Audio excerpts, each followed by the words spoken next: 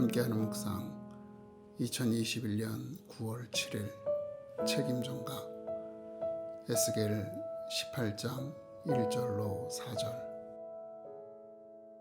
또 여호와의 말씀이 내게 임하여 이르시되 너희가 이스라엘 땅에 관한 속담에 이르기를 아버지가 신 포도를 먹었으므로 그의 아들의 이가 시다고 함은 어찌 됨이냐. 주 여호와의 말씀이니라. 내가 나의 삶을 두고 맹세하노니 너희가 이스라엘 가운데에서 다시는 이 속담을 쓰지 못하게 되리라. 모든 영혼이 다 내게 속한지라.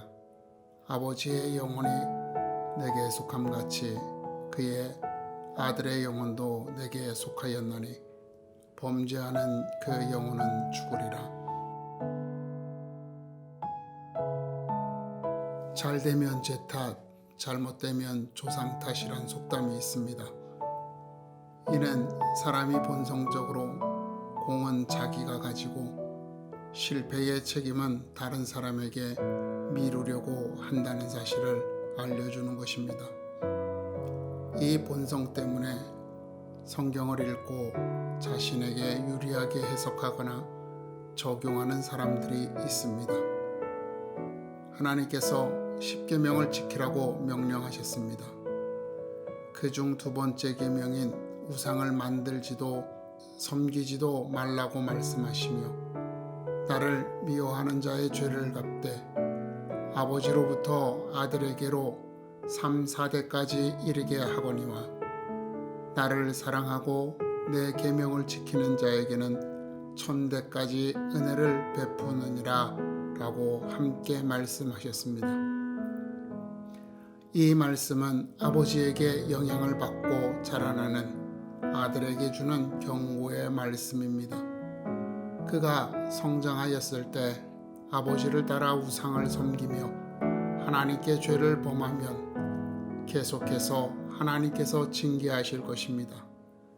그러나 그가 아버지의 잘못을 본받지 않고 돌이켜 하나님을 온전한 마음으로 섬기면 하나님께서 그에게 은혜를 베푸실 것이라는 말씀입니다.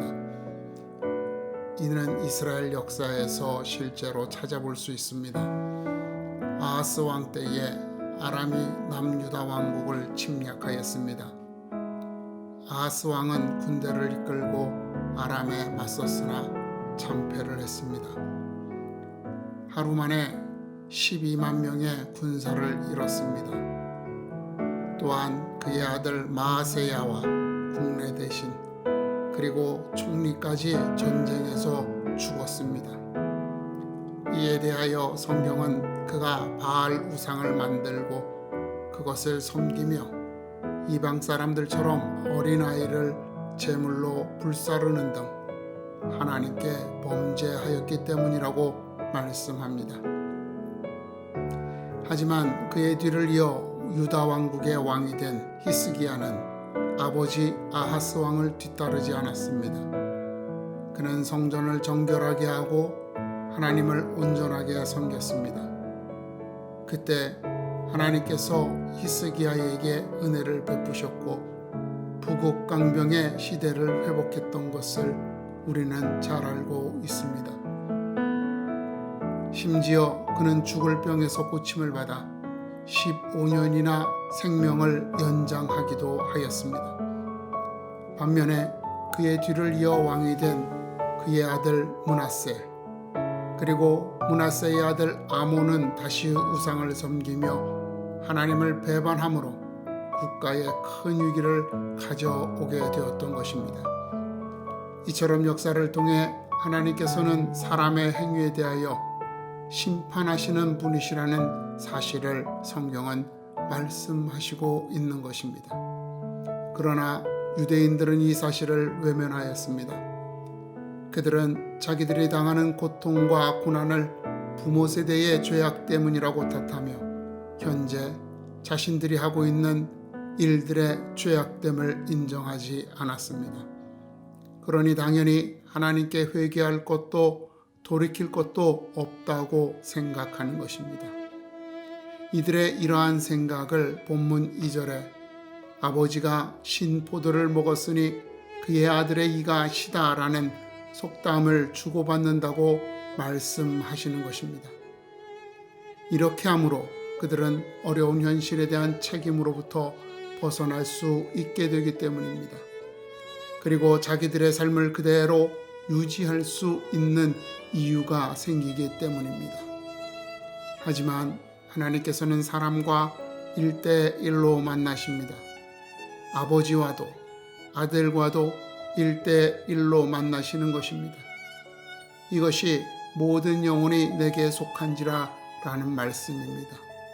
그리고 이러한 사실을 본문 18장에서 여러 가지 경우를 들어 설명하신 후 최종적으로 30절에서 내가 너희 각 사람이 행한 대로 심판할지라 라고 말씀하시는 것입니다.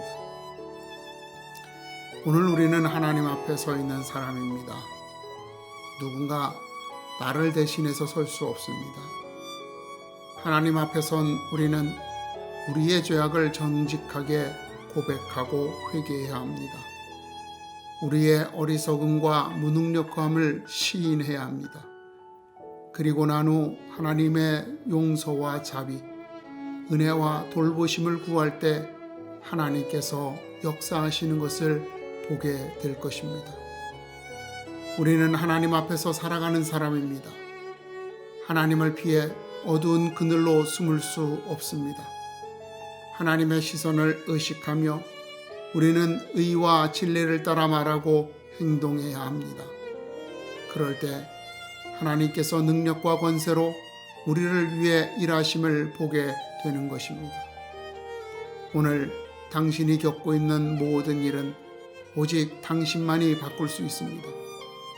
당신만이 하나님 앞에 서서 회개하고 간구하며 당신만이 그 삶을 하나님 앞에서 살아감으로 당신의 내일을 바꾸게 될 것입니다. 당신의 내일을 바꿀 수 있습니다. 이 시간 하나님 앞에 온전히 서 있는지를 돌아보며 그의 삶을 하나님의 은혜로 가득 채우시기를 기도합니다.